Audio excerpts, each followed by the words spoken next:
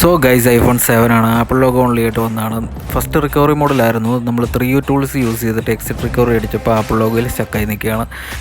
Already നമ്മൾ flash ചെയ്ത് നോക്കിയിട്ടുണ്ടായിരുന്നു, അപ്പോൾ എററായിരുന്നു. മെമ്മറിയുടെ ഇഷ്യൂ കൊണ്ടാണ് നമ്മൾക്ക് ഇത് കൺഫേം ആയിട്ടുണ്ട്.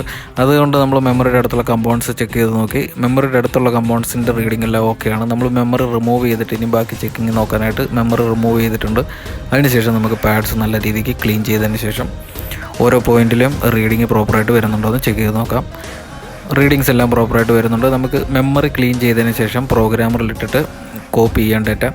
പുതിയൊരു മെമ്മറിയിലേക്കാണ് നമ്മൾ ഡാറ്റ കോപ്പി ചെയ്യുന്നത്. 32 GB ആയിരുന്നു, 64 GB നമ്മൾ ഡാറ്റ കോപ്പി ചെയ്തിട്ടുണ്ട്.